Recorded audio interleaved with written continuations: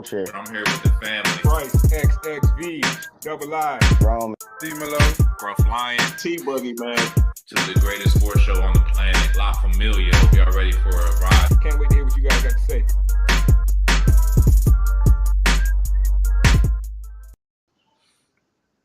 Hey, hello, world. Ladies and gentlemen, welcome to another great show of Gas for the Culture. And tonight, I'm your host, the host with the most to say with the free agent frenzies that we have upon us in the last 3 days. Oh, man, it's been nuts, man. I've been in tears. I've been in my bedroom hiding, put all phones on silent. I haven't been trying to check them. No updates. I've been hurting, but hey, man, let's kick off this great show with a terrible last 3 days I've been having. And I'm going to give it off to my boy to the left. Yes, sir. You know who it is, man. Your man, Young Rome 22 on all socials as always. G, man, hang in there, bro. Hang in there. You know what I'm saying? Look, I know Saquon went to the Eagles. I know you're hurting, but look, your boy was already washed anyway. So we'll get into that in a little bit. So it'll be okay. Hey, Upper Right might have something to say about that. Oh yeah, man. You know, I Scruff 3K. You feel me? We out here, free agency. You feel me? I had to hit up G personally. You feel me? I called him, you know, because he out there delivering packages. He not on Twitter checking all the updates. So I told him a couple of days ago. I said, yeah, man, it'd be real funny if Saquon signed with the Eagles. Huh? He was like, yeah, fuck out of here.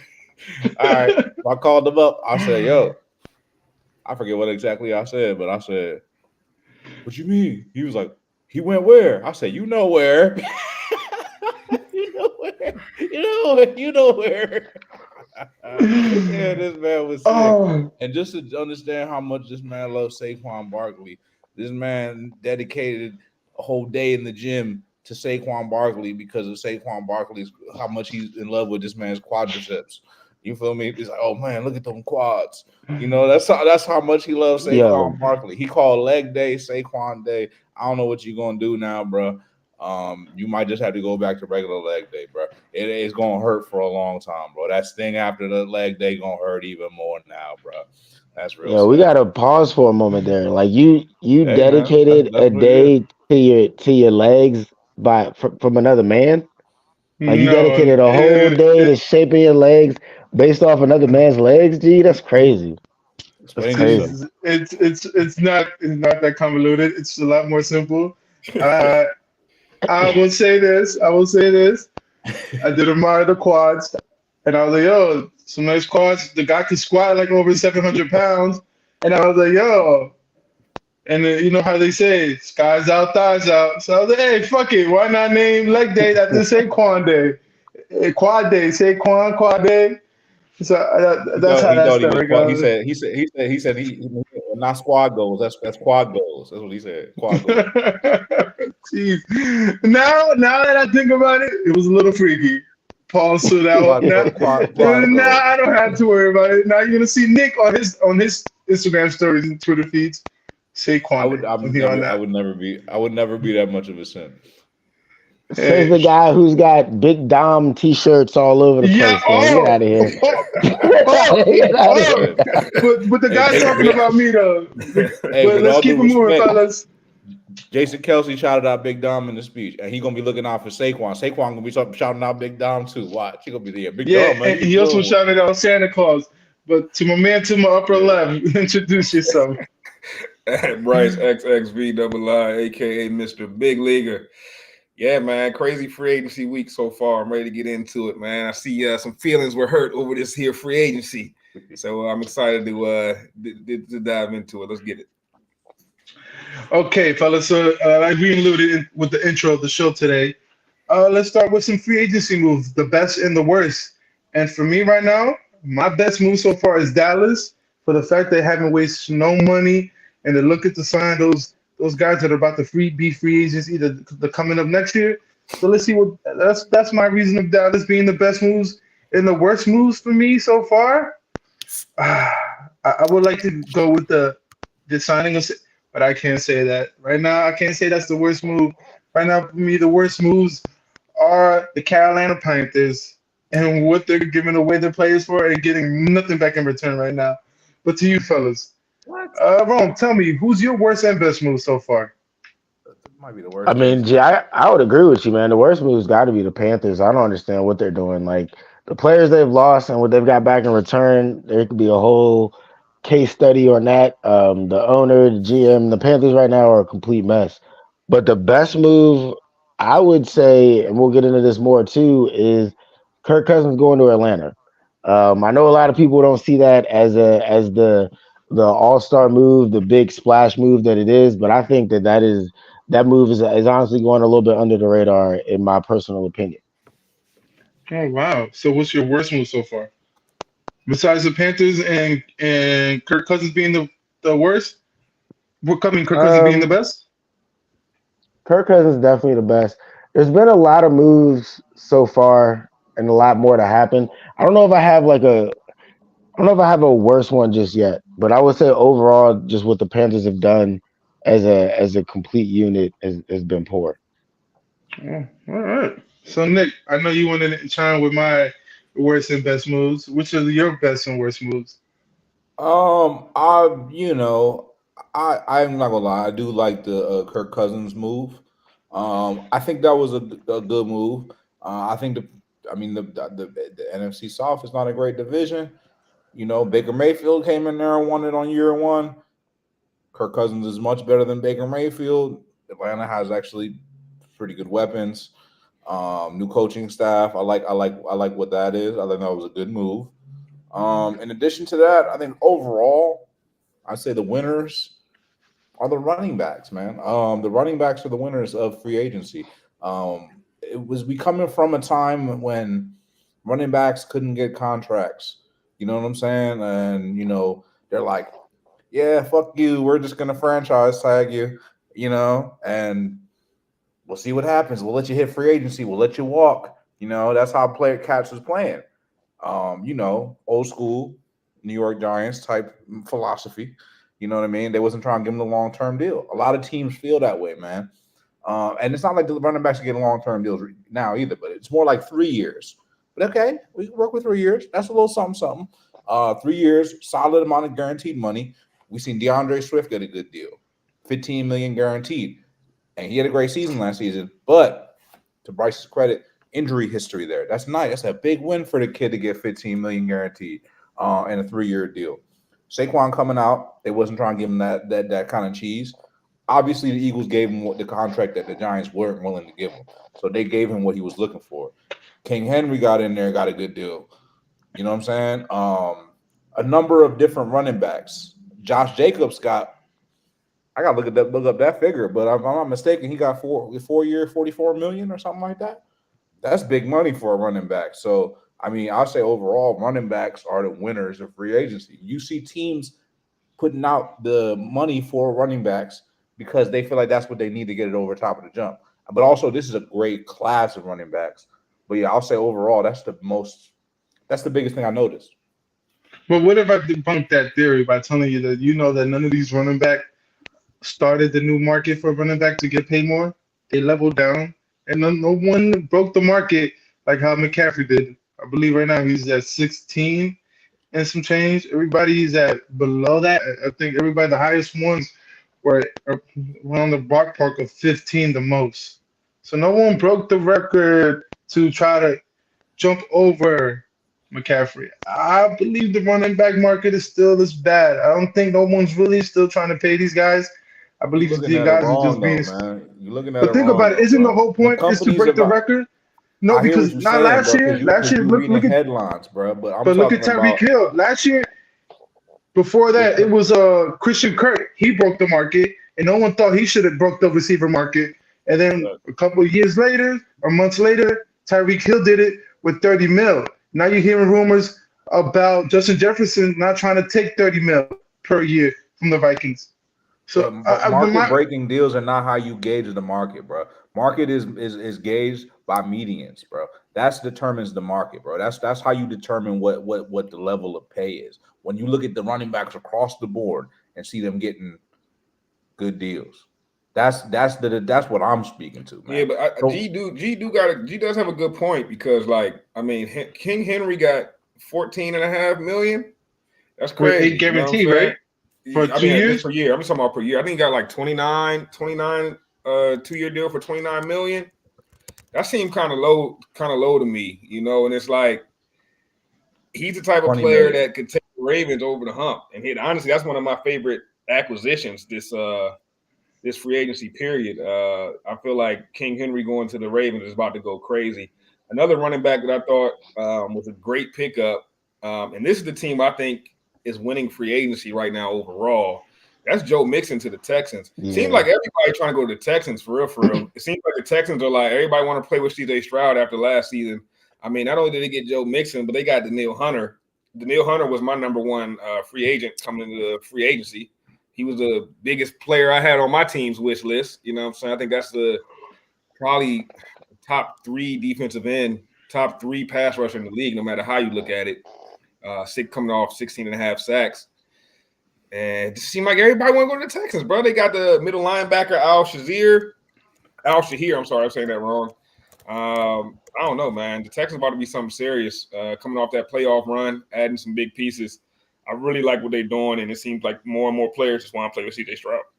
So what's your worst move so far in free agency right now? That's tough, bro. That's tough because like for the whole thing about free agency is all the moves look good when they happen. I would say if I had to say the worst move, I don't know, man. I would have to think about that a little bit. I think there's some teams that are a little shy, have been a little shy in free agency. I'm surprised to see the Seahawks not making any moves. Right, you got a brand new head coach. I thought they would be a team that would be considering Mike McDonald was a defensive coach with the Ravens. I thought they would be high priority to grab a guy like Patrick Queen, but instead, some of the Seahawks are kind of sitting back, letting things. Maybe they'll try to bargain bin shop at the end of free agency. Some of these teams that haven't made moves, I'm a little surprised. But you mentioned Dallas earlier. It's another team I'm a little surprised that they usually don't splash too much in free agency, but they're about to pay guys. They're about to pay Dak. They've geared up to pay Dak, and I don't know if that's their big offseason free agent move. I don't know if that's the smartest offseason move. I don't know. I don't know if Dak has proven that he's a Super Bowl caliber quarterback. But it seems like they're one of those teams that's kind of strapped to the cap. Yeah, so I wouldn't say I could say a worse move, but seeing teams like the Seahawks, be shy with the trigger is a little surprising to me. I got a worse move for you. It's not really the thing is the reason it slipped my mind earlier is because it's more of a lack of a move, and that's Justin Fields and the Bears.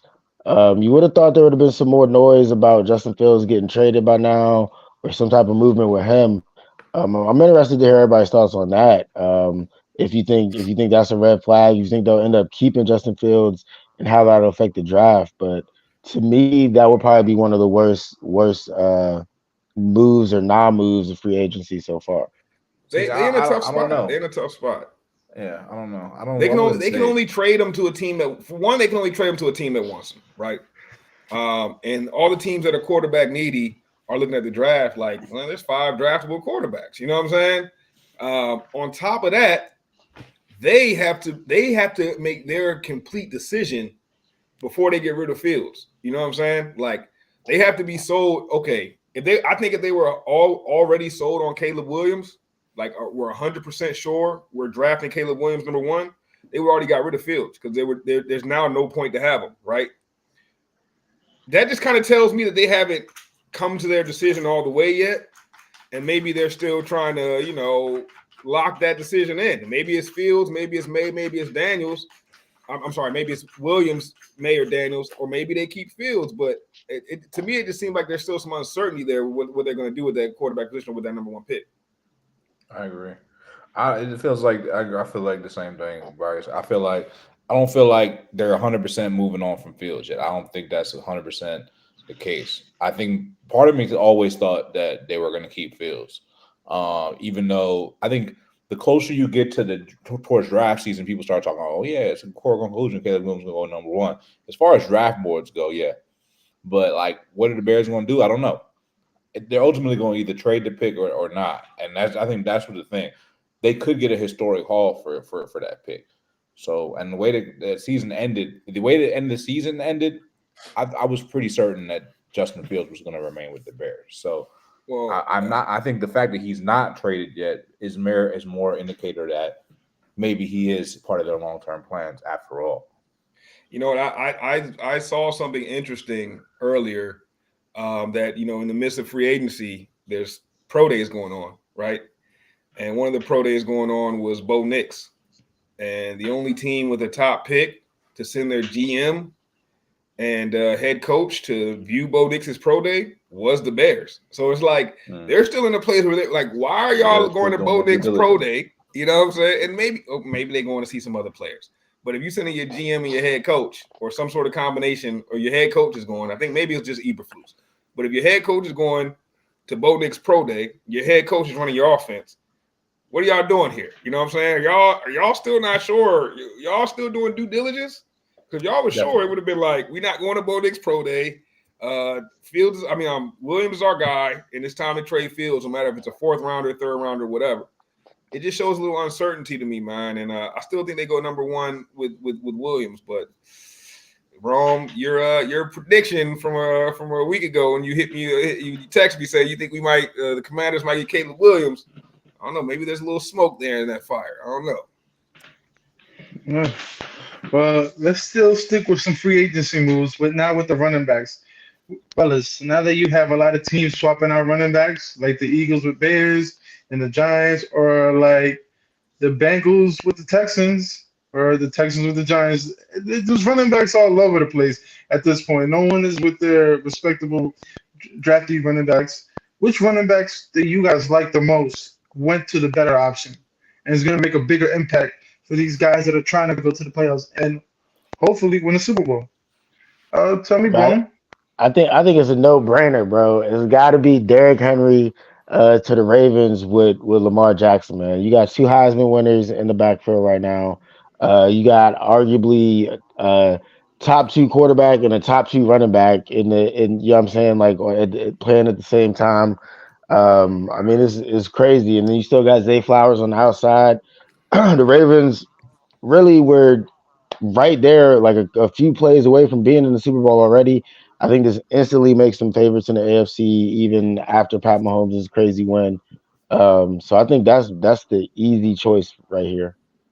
All right, Bryce, tell me who's the best running back that you thought went to the best situation? It's a loaded question, man, because yeah, on paper it's definitely Derrick Henry. You know what I mean? But it's something about that Joe Mixon pickup to the Texans that I love it, man. I love it. Another one that I like, and this one may come back to bite me. But earlier in the season, I said that I thought that Aaron Jones was one of the best running backs in the league, and he was one of the most underrated running backs over the last couple seasons. And we're seeing a lot of players jump to teams inside their division. So when we're talking about best fit, I like Joe Mixon's fit with the Texans the most. When we're talking about which running back is going to have the biggest impact, who's going to have the best season out of these running backs, it wouldn't surprise me if it's Aaron Jones. One, Kevin O'Connell, head coach of the Vikings, comes from that Shanahan style offense, right? Where they're going to establish the run. That's what he wants to do. And I felt like that was to their detriment last year when they tried to give the reins to Madison, right? And he didn't really seem to be ready to run with it. You know what I'm saying? They got rid of Dalvin, thought they could rock with Madison, and it didn't quite work out. Aaron Jones going to the Vikings, I can see him going crazy next season. And he's going to be high on my fantasy football radar because I just feel like that's a hell of a match. He's going to be playing the Packers twice a year. He's going to be going crazy in the revenge games. He runs hard, and I think that's a good match with Kevin O'Connell on that offense. So that's one of the guys I think could have one of the larger impacts over 16 or 17 game season. And then Joe Mixon is probably my favorite fit. But on paper, man, y'all know how I feel. I think Derrick Henry's the best running back in the game. So you give him to Lamar Jackson, like that's an easy pick right there. You know what I'm saying? So you said all that to say you had Derrick Henry and Lamar Jackson about to cook next year, man. I think Derrick Henry's the best back in the game, bro. I really do believe that. But I can see Aaron Jones. I can see Aaron Jones going crazy next season, dog. I can see him going stupid next year, bro. But think about it. This is going to be the first time that Derrick Henry's he's going to be facing a box where he's not the only running threat, right? Like they're not going to just be focused on Derrick Henry. Like Henry's going to have potentially a historic season. We'll see. We'll see. Because then that's going to be, they're going to have to give him the number of carries. And the Ravens traditionally, historically, are running back by committee type of squad. They got Keaton Mitchell back there. They got Derrick Henry. They're going to be running a whole bunch of exotic type of run looks. I don't know if we see a 300-yard carry season from Derrick Henry with Lamar Jackson in the backfield with him. I don't think there's enough carries to go around. I don't know if he needs 300 carries with this offense. I think he's going to get a lot more chunk plays than he ever has with this. For the simple fact that he won't be the A only lot of running play threat. actions. Freezing A the lot of play linebackers action, up. right? I don't know, but I just don't know if there's enough carries to go around for Derrick Henry to have one of those 1,800, 1,850-yard seasons. But I don't Derrick know Henry if I is their see it, bro. bruiser Lamar back. Jackson gonna carry the rock about 150, 200 times a year himself. No, Keaton Mitchell need I his. also think them getting Derrick Henry is a clear sign of not trying to pull back from Lamar running completely, but it's also saying that we're not gonna rely solely on Lamar being our guy. Like I don't think because it's a step at all. Derrick Henry's not like these other guys that they've signed in the past, man. Like Bryce said, they literally just signed. It's debatable, but it could be the very best running back in the game. I mean, they just swapped Gus Edwards for Derrick Henry. That's what they did.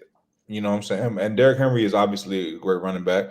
You Bro, could argue he's the best running back. I agree that's with like Bryce though. I don't think he's gonna swapping get a lot a of Big carries. Mac for a Five Guys burger, bro. Like you just feel like, oh, Gus Edwards for Derrick Henry. Like It's that's a a little bit of big a better. difference, It's a little bit of a better swap than that. So are we saying Derrick Henry There it is. over or under 1,500 yards next year? Because I'm going Like yeah, under. it's Over. five guys. Like no, that's a premium.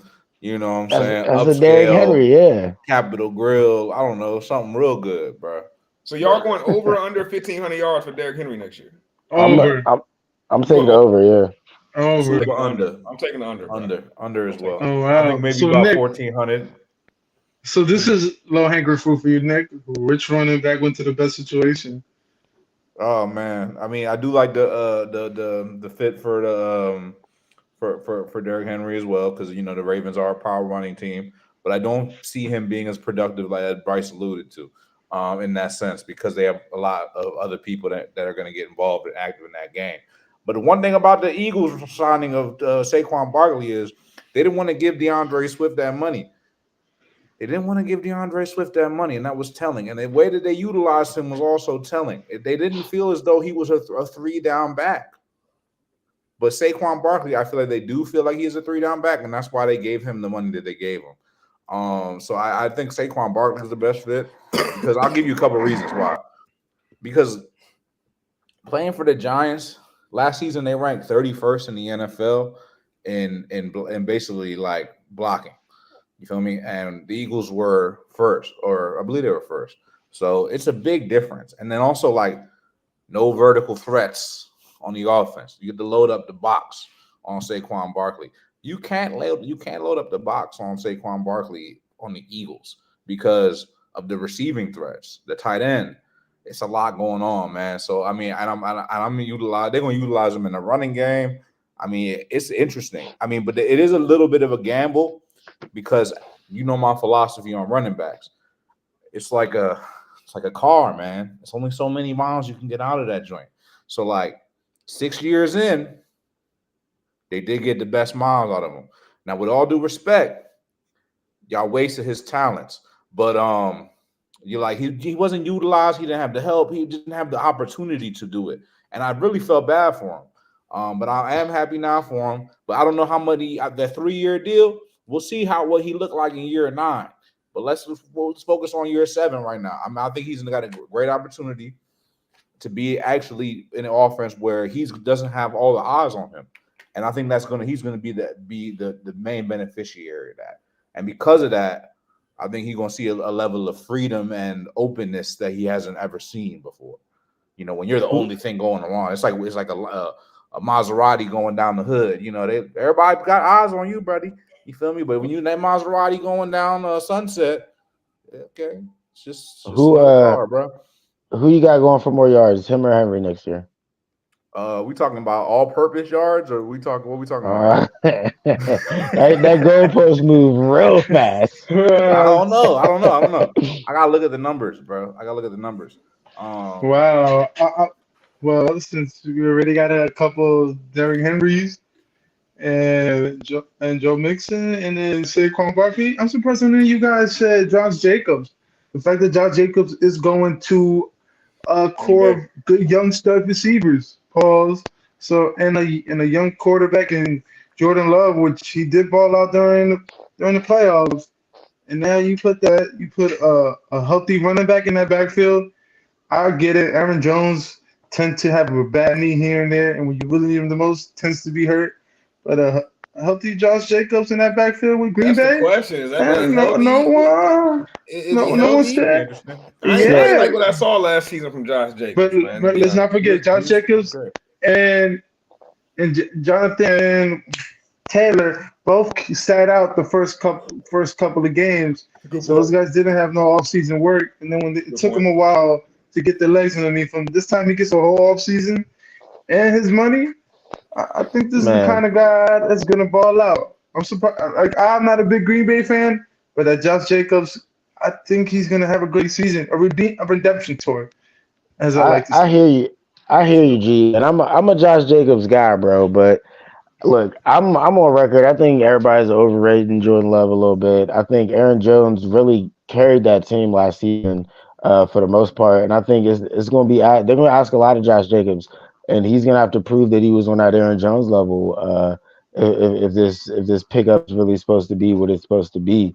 So I think Josh Jacobs honestly has a lot of pressure on him It's a good going into the move, man. season. I'll tell you why I like the move though, because like low key, Josh Jacobs, he also can catch the ball in the backfield. I think that's one thing Aaron Jones does extremely well.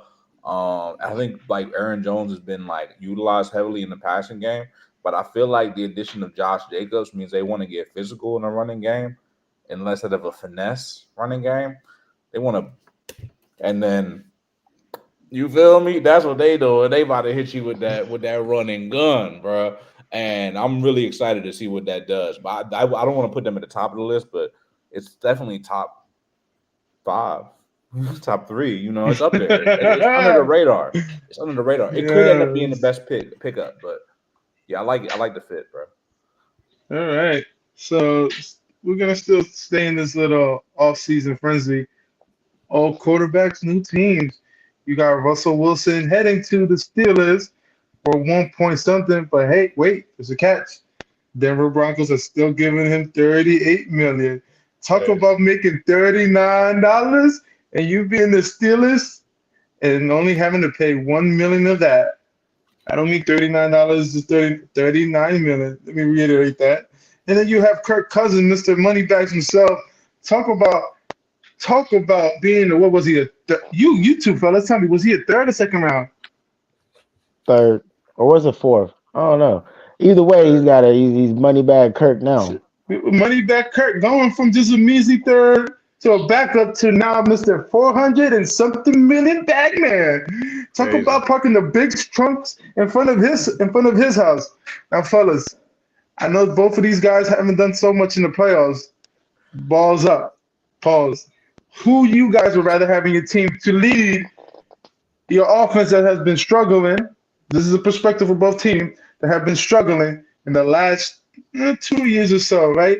Talking about the Steelers only passed for 22 touchdowns in the last 2 seasons, and then you got the Falcons are trying to either go on a quarterback hunt since Matt Ryan. Who you guys pick, Kirk Cousins or Russell, for this coming up season? first of all, it's extremely disrespectful to Kirk Cousins that he's being compared to Russell Wilson here. With all Oh due respect, wow! with all due respect, Russ Russell has a Wilson had a chip. great Russell Wilson had a great career. You feel me? But Kirk Cousins is still playing at a very high level. Russell Wilson, with all due respect, he not even mid. He's mid actually. But he hitting towards low mid. You feel me? Kirk Cousins is still very good. So I like the Kirk Cousins signing, and I like what the Falcons were doing. I mean, the Falcons had like actually played pretty well last season. Um, First of all, they didn't utilize their weapons right, so I'm glad they got rid of their coach. So now they're coming in with a new coach, new scheme. You bring Kirk Cousins. You bring in you have Bijan Robinson, you have Drake London. Maybe he can utilize Kyle Pitts. There's a lot of weapons there, bro. Kirk Cousins is he gets the ball out there, he gets the ball to his guys. Ask Justin Jefferson, ask a lot of those guys, all those guys that he was feeding, bro, for years. So, he has a track record of doing that. Now, yeah, maybe playoff wins ain't been there yet, but all it really takes is one. So, I mean, he gonna be in there. He gonna be around. I see that being a good move for the Falcons. They're gonna have their franchise quarterback for the next 4 years. Legitimately, he's gonna play out those years. You know what I mean? He's gonna play out those years, and he's gonna play at a high level, and you're gonna have your shot at it. Now, will you get it done? That's going to be a product of the circumstances. But at the end of the day, it's different than Russell Wilson. Kirk Cousins is like a used car with maybe modest miles Yo, on it. You feel me? yo, Scruff, Picking you up been car Russell shopping Wilson. lately, bro? Like you getting I'm a new just saying whip? that's how you got to look at these things. But Russell Wilson, bro, that's like picking up a '05 Escalade with 250,000 miles on it, bro. You just trying, you just be hoping that you get that joint off the lot and you can make it up to work for a couple months. You know what I'm saying? That's it. Scruff going in with the car analogies. Hey, bro, the Um, one thing you don't know about Scruff over here. Scruff used to be a car salesman. So if you need help, you can call out okay. So Scruff. Scruff helped me he in get his my car, so you never know. he in his bag right now. Okay, Yes, but he nah, is. I got to agree with him completely though, man. Because look, you guys already know I'm a Kirk Cousins guy, and as I said earlier in the show, I think the whole Kirk Cousins to Atlanta move is going under the radar. I think this is a huge deal. I think Tampa Bay just won the division the past season. I think that's a wrap. I know they just brought back Baker, they just brought back Mike Evans. I think once Kirk gets it rolling in Atlanta, once they get everybody comfortable and the chemistry starts flowing, I think Atlanta's going to be a force in the entire conference, not just the NFC South. Look, Kirk Cousins, yeah, Scruff also alluded to it. He only has one playoff win to his name, but I think going to Atlanta puts him in a situation to where he can get potentially more than one and really put themselves in the NFC Championship picture and the Super Bowl picture even in a conference that's much weaker than the AFC. Scruff already alluded to the players. He's got Bajan Robinson, Drake London, Kyle Pitts is going to come alive. I mean, we had this conversation a couple weeks ago when we were speculating if Kirk was going to go to Atlanta. So if you play fantasy football, definitely grab Kyle Pitts. You already know what's going to happen there. Kirk loves the tight ends. Look, Atlanta fans have a ton of reason to be celebrating. They've essentially won the offseason, so to speak, right now. And depending on what they do in the draft, they add another receiver. Sky's the limit for Atlanta right now. Man,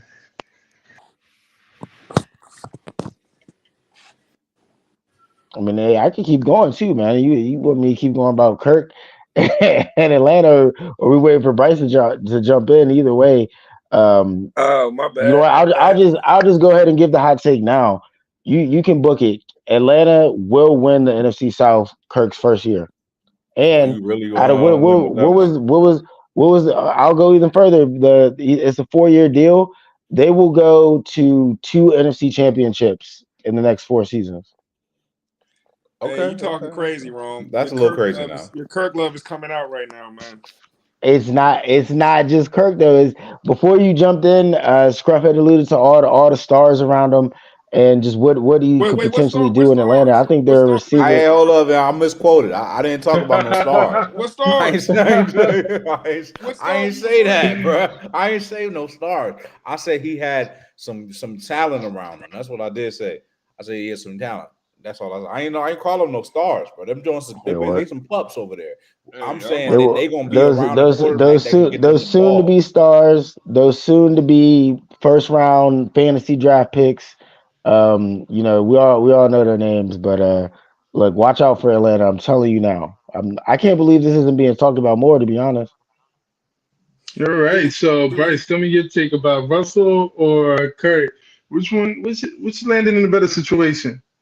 That's tough, man. I think I gotta go with Russell Wilson landing in a better situation for one reason and one reason only.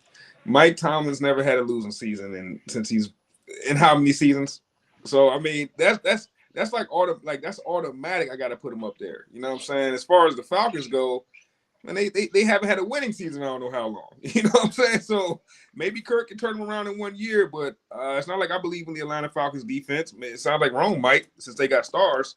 But Steelers, I believe in a lot more than I believe in the Falcons, and that's because of the leadership.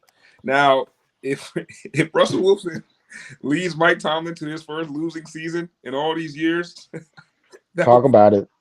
that'd be crazy, bro. That'd be crazy, because then it's like there's only one. The greatest common factor would be Russell Wilson in that situation, right? But I think that Russell Wilson coming into the Steelers, I like it a lot, man. I feel like they kind of hit a home run with that. I thought they were going to end up having the draft. I feel like it's the way that he framed the question, because like it is a better situation, but who's actually a better quarterback? No. The question was, fellas. The question was, what quarterback is going to be a better situation? Is going to make their program better, their teams better. Okay, well that's a different question now. Because if we say who's going to make the team better, then it's Kirk Cousins. Yeah, I was gonna say it's the same answer, because it don't matter how you want to frame the question. It might be a different answer because like he's saying the Steelers are already status quo, bro. Russ ain't even the best. Russ ain't even the best free agent signing that the Steelers have, like in this free agent period. Like they just got who the linebacker they just got? Didn't they just get Queen? Yeah, like Russ isn't even the biggest. Bro, I don't love the Queen signing. I'm not gonna lie. Well, y'all don't like the Queen for the Steelers? I don't love it. It's a great signing. Bro. So it's a better signing than the Russ signing. The Russ signing, you do that because you're getting it on a bargain. You're getting an NFL quarterback for $1 million. That's unheard of. Right, you're getting a Hall of Famer for $1 million. That's a good deal. But you wouldn't have went and got Russ for $33 million, $35 million, $40 million. You wouldn't have done that. No, you wouldn't have, but now we're here though. So like now that we're here, and I got Russ for $1 million, I got a few more M's. I could probably grab another receiver. They just got rid of Deontay Johnson. Bro, they might be in the running for Calvin Ridley or someone like that. If you go to Walmart, bro, and you see a Gucci belt and it's on sale for a crazy price, you know it's not really a Gucci belt, bro. Like that's Russell Wilson right now. Like this man it's not gonna happen. So like you're banking on Russ turning his career around. You want to talk about Atlanta? We don't know how long it's been since Atlanta had a winning season. When was the last time we saw Russell Wilson play good football for more than 2 or 3 games? Last year. He had like a 3-game stretch last year, bro. He wasn't horrible. Like, he wasn't bro horrible, was ass for like 7 games, bro. And then he had like a 2 to 3 game stretch at the end of the season. Like 5 games. And then they said, sit the fuck down. Like, but Kirk Cousins, don't forget that. We always make fun of Kirk Cousins, fellas, when it comes to primetime game. Those Monday night games don't have Kirk on your team, you're going to lose. Those Thursday night games, every time there's a primetime game, Kirk Cousins is the guy that we always give the blame to. Russell Wilson just went into a bad situation, to a bad organization. I'm not going to sit here and tell you guys that Sean Payton was the answer for Denver. And I'm not going to sit here and tell you Denver, oh my God, this franchise organization like the Steelers. Hell no, Denver, since Peyton Manning left, have been down the shitter. They haven't done nothing right. They haven't been able to be ruled correctly. And so I can't really blame that situation with Russ and Denver Broncos too much on Russ. It was just a bad organization that gave up so much for Russ, and then in return got nothing because they had nothing to begin with. There's a GM that paid Russ all that money, and then a team that said, fuck it. They won $85 million just on dead cap. Who's really running that? Who's really worse? Denver Broncos or the Panthers? Right. It's like everyone is just expecting, because Kirk Cousins goes to the Falcons, and maybe it happens, bro. Maybe it happens. I'm not sold on Kirk Cousins going to the Falcons, and all of a sudden Drake London's now all pro, right? It's not like he's going to turn into Justin Jefferson, all right? And now what? I mean, Kyle Pitts. Kyle Pitts hasn't done much since he's been in the league. He's been a big question mark to be the 8th pick overall at tight end. Hasn't done much. So I guess now that he has Kirk Cousins, he's going to turn into what? Tony Gonzalez? Is that what you're trying to tell me? The Yeah, only something one like that it. I'm sold on is that I know is going to be a dog with is Bijan Robinson. Bijan going to be it. I think Drake London probably has similar production to what he had last season. And Kyle Pitts, we'll see. We'll see, man. We'll see. I'm not totally sold on Kirk Cousins coming in and making the Falcons a contender, bro. I'm not sold on it. Well, what's crazy is what I do know to be fact is that the Panthers are trash. The Saints are mid at best. The Bucks are mid at best. So Kirk's winning his division. Bucks are I nice. do know that. I do know that. Bucks are Bucks won a And then playoff game last we year. look at Russ's division. The Browns, Russ ain't beating that defense. Ain't no way, no how. The Bengals, he's getting past them all of a sudden. Yes. And The then still what's he doing? What's he doing with Baltimore? Like, they're gonna go 1-1. Think about it. Last year the Steelers beat them with Kenny Pickens. It was, I think that game ended at 6-12, some bullshit ass number. So the Steelers could still win with a decent. With now they went from like a boo boo quarterback Ru- to Russ went manipulated to to a Russ mid went to a quarterback. division and it's still the worst quarterback in the division, bro. Like it's not he's not gonna Mm, make the Steelers better. He's not gonna resurrect his career in Pittsburgh. I just hope he doesn't ruin or tarnish Mike Tomlin's impeccable record. Oh my gosh, man! You hate Russell Wilson now, and you used to love Russ, which is crazy. I'm gonna track your the beginning of you and Russ's relationship to now, because I remember a time, Rome, you was a big It Russell fell Wilson fan. apart. You was a big Russell Wilson I was all on board, bro, and then his fan. I play remember. just deteriorated. I don't see him turning that around. If he was gonna turn that around, it would have happened already. Bro, was Russell it Wilson the let's ride that hurt your feelings? had 8 picks last year. 26. It was the Subway commercial when Okay, he but came out with the dangerous sub or you know whatever that what crap Pickett was. had last year? You know what the touchdown the interception ratio was for the Steelers quarterbacks last year? Because Kenny Pickett had 6 touchdowns and 4 picks. Mm. I mean, being better than Kenny Pickett 20, isn't. bruh. Man, hey, I think it's gonna be I think it might be a match made in heaven with and if anyone Russ's real problem, bro, is that this is the real problem with Russell Wilson, bro. He got he got treatment that no one in football deserves, bro. No one in football should be treated like some sort of prima donna, you know what I'm saying, that just gets everything rolled out for him, right? And that's what happened with Russ. They gave the man a freaking office, bro. He wasn't in the locker room, he was in an office. You know what I'm saying? Mike Tomlin not going for none of that bull. Mike Tomlin's not going for that. Mike Tomlin's going to rein them in. Now, another thing that Rome has failed to mention about Kirk Cousins is that Kirk Cousins is how old? What, 36 now? And guess what? Oh, don't roll your eyes, Rome, because guess what? There's a caveat. He's coming off an Achilles injury, buddy. All right. We'll see if he's the exact same guy coming off an Achilles injury. All right. We'll see how soon he's ready coming off an Achilles injury. Let's find out, bro. But I know Achilles injuries ain't no joke. Essentially ruined the career of many players, bro. Achilles might be worse than the ACL, honestly. So we'll see. We'll see how it works. We'll see how it works out for him. But give me Russ. Well, look, as long as Kirk can continue to have a solid base to throw the ball from, he's straight. He was never that mobile of a quarterback anyway. It's not like he's going to be losing a part of his game.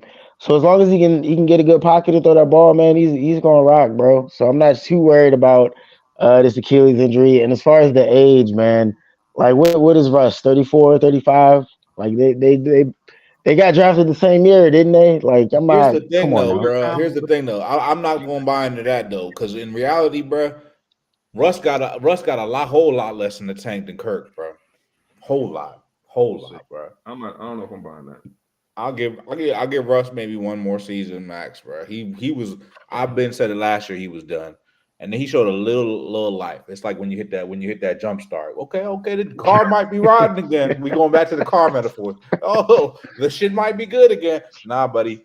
He got one more season left. Kirk gonna ride out them 4 years, bro. Believe that. That's crazy, bro. The amount of confidence y'all have in Kirk Cousins over Russell Wilson. I get Russell Wilson had a down season, a couple down years with Denver. Couple. Thank you. But yeah, I don't know, bro. That he showed me enough last season. 26 touchdowns to 8 picks.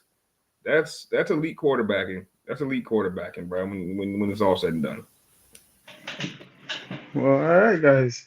So let's move on to a little childhood remembrance story. I would love to pronounce this guy's name, but clearly I butcher his name all the time, and I'm not gonna make myself look like an ass, especially not to respect the legend that gave me Dragon Ball Z.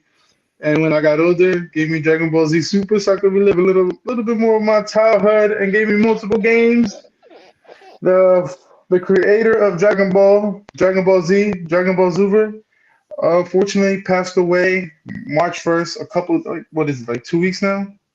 And I just want to hear you guys tell me about your remembrance of Dragon Ball Z when you guys were. Where was your first time watching it? I know for me it was Toonami, randomly, like on a what was it, like coming out of school. My boy had cable TV.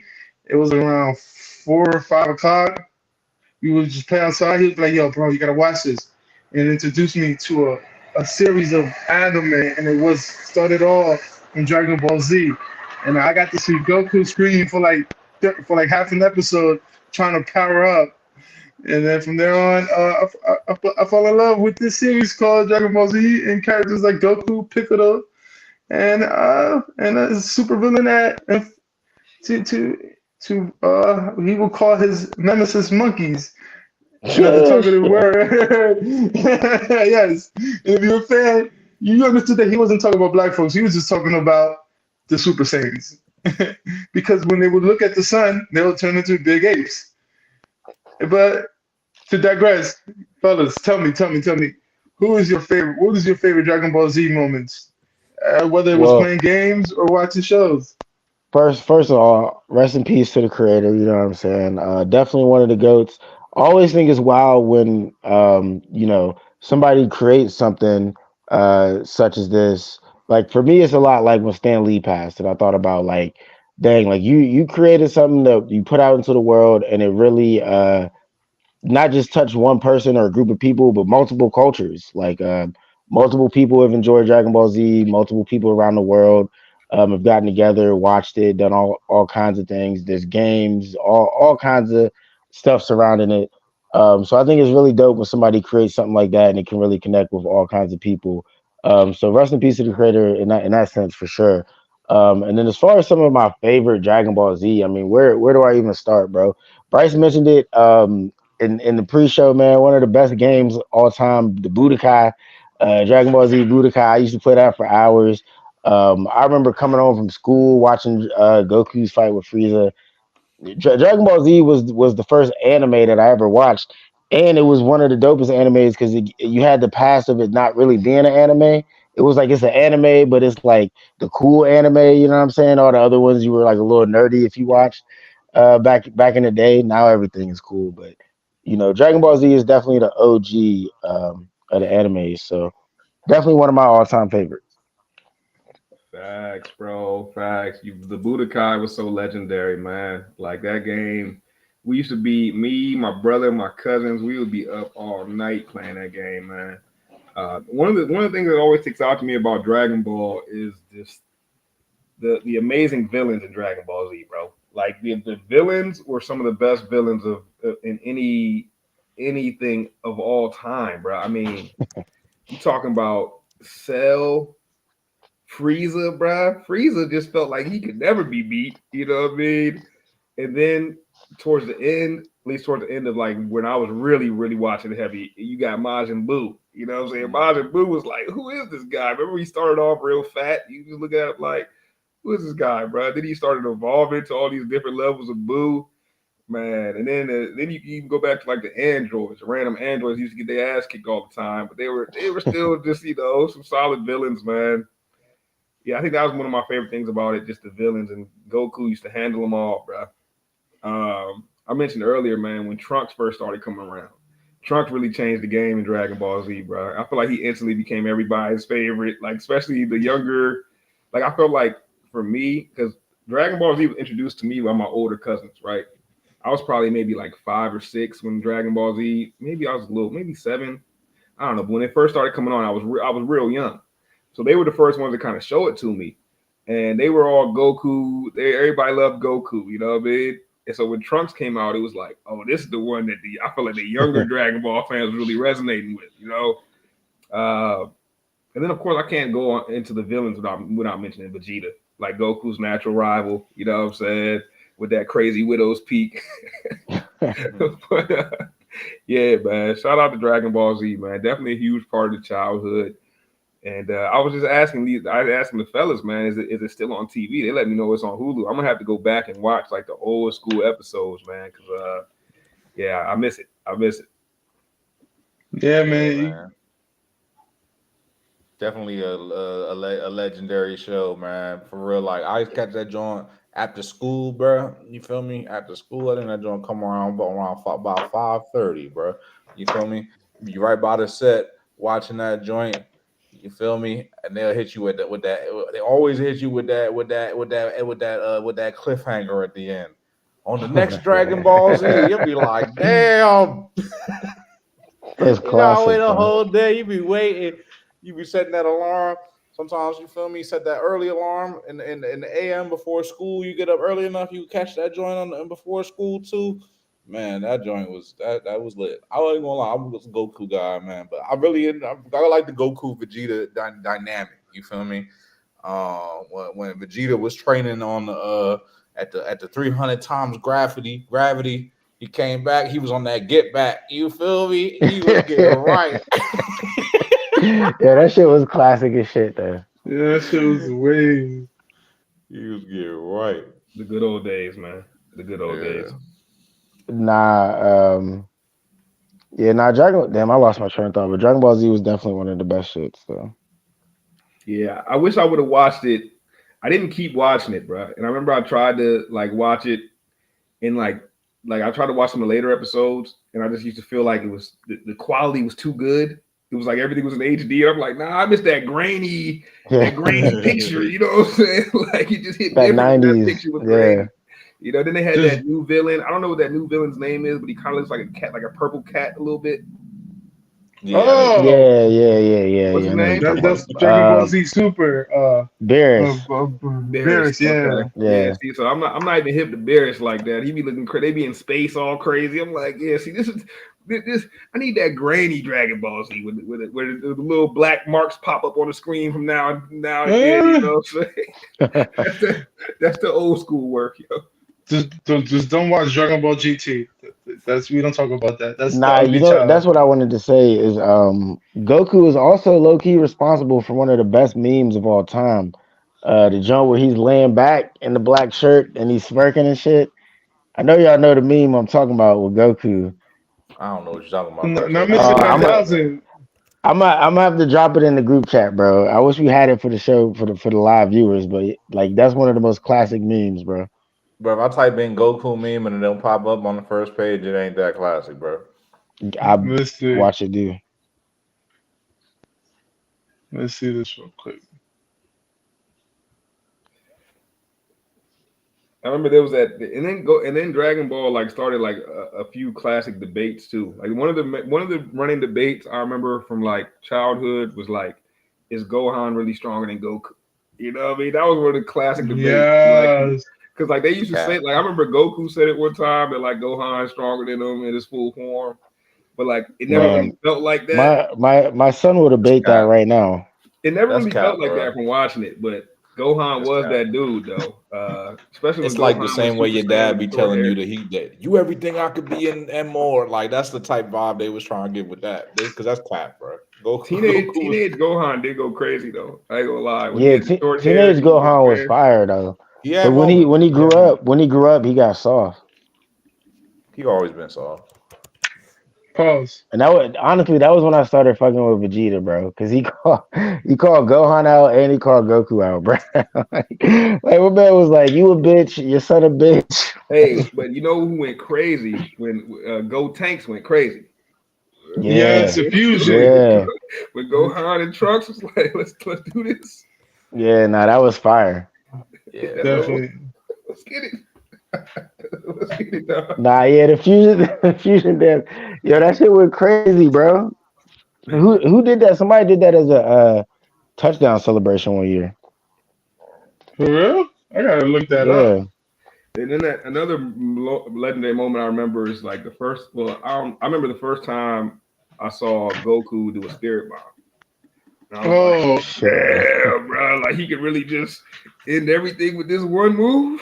That spirit bomb used to yeah. go crazy, bro. Yeah, So but he be having to hold that shit for like That, yeah. 1,500 days. You be up that jump Oh like, God, yo, he was The chill my Spirit Bomb was a 3 episode move, dog. It was a 3 episode move. He be and like, then he had like so that you on the random. next Dragon Ball Z, he'd be like, And then he would like it would be like some random narration going on behind it. Like he'd be like talking to the stars and to the moon and like asking everything in the whole universe to help him with this move. Like that's that's crazy. My real the talk. best one is the very end, bro. When he's trying to hit that shit on Majin Buu, and Vegeta just getting his ass beat. Like Goku's like, oh, I gotta power up. Vegeta just getting whooped, bro. While this nigga powering up, bro. Yeah, I remember that. I do remember that. Man, shout out my dog Piccolo. Piccolo was tough in the Word. early episodes. the He original was. stepfather Yeah, weak that as we hell. all admired. The weakest, I mean, the weakest, the weakest the person in the OG whole, the weakest person in the history of Dragon Ball was Krillin, though. No, it wasn't. It was not it Krillin used was to be not that joint doing nothing, bro. Nah, Krillin would run out there. Krillin was soft, yeah. Krillin would run out there. He wasn't soft. He would run out there. He would get smacked up. It was soft. He get smacked up one time and just Goku come save him. Oh no, you done whipped on Krillin.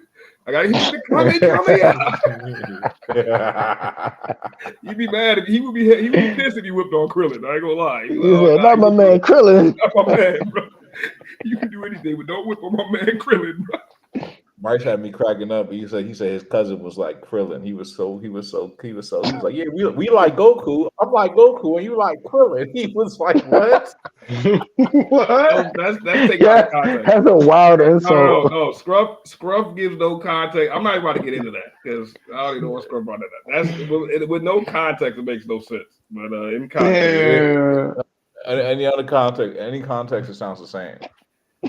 For real. How you gonna call your cousin mad? Krillin was old head. Yeah, Dragon Ball Z classic, man.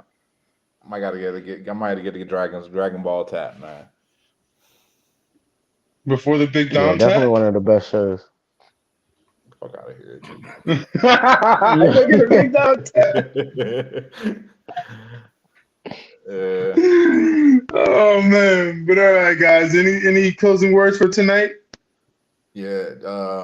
When's your Saquon jersey? I just want to say one last thing. When's your burning ceremony? I just want to say one last thing because y'all always be talking about how Eagles fans would turn on you and nothing. I ain't never seen nobody turn on a motherfucker faster than G, boy. That's for sure. He be turning on. You and him could go to your local Frank stand and support it. All of y'all, for real. All y'all Giants fans, y'all garbage, bro. Cause like for real, like y'all really turned on that man so quick. And then Tiki Barber bum ass want to come on there and talk about Man, watch your mouth because did you hear the comment? Or did you just read in the comment?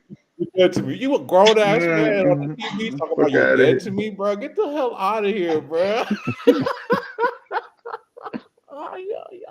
Because he's dead to all of us. Different, bro. Nah, the fact that you think I'm supposed to sit here and root for Eagles all of a sudden, like we're not in the same division.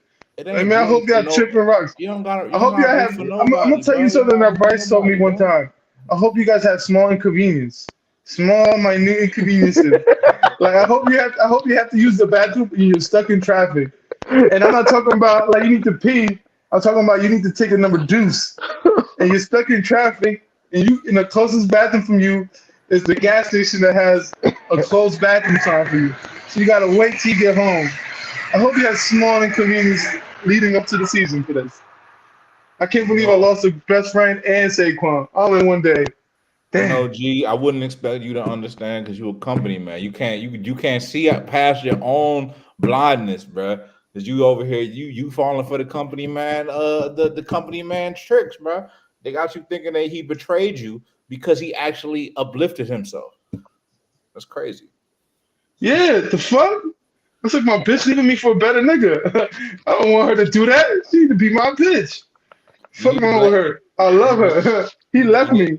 you need to blame your front office, man. Who you know? Let's be honest, man. They suspect, man. They suspect, man. They Hey, suspect. suspect, man. Listen, They man. some It's old white men in suits, man. That's what they are. First of all, I think my GM is like age 30, 37. He's not that old. I think that's your age at this point. Uh, and besides that, man, like I said, man, what am I supposed to do here? Sit in here and root for the Eagles all of a sudden? I'm a Giants fan. I'm not about to do that. Like I said, small inconvenience. Small Oh, inconvenience. just like my man said on the BMF. At least you could wish me well, man. Wish me luck, man. That's all, bro. You long good fortune, so you don't gotta be holding that against nobody. Look how it go. Yeah, Just like I wish I just have a last year, decent season, but y'all just can't beat us. CJ Gardner Johnson left for the Lions, and I wished him well. I said good luck to you, sir. That's not how Y'all I remember traded that him. one. That's not Word, how I y'all remember that traded one. him. I don't remember Scuff What? having nice words for that one at all. But Good luck to you, sir. Right. Good luck to you, sir. See you on the other side. You feel me? But The nah, same guy that's ready to kill Jalen Hurts end of December. And all of a sudden he's back in the bandwagon. Fuck out of here. hey man, Eagle Super Bowl loading. Yeah, loaded for 2028. Shit, okay, take it. I'll take it. And then they're gonna lose to Patrick Mahomes again. Ask the 49ers. If anything, I don't know why no one's talking about that, man. Patrick Mahomes, man, I don't even. It's the end of the show, guys. Like, let's end it off how we always end it, fellas. Uh, another great show of Guys with the Culture.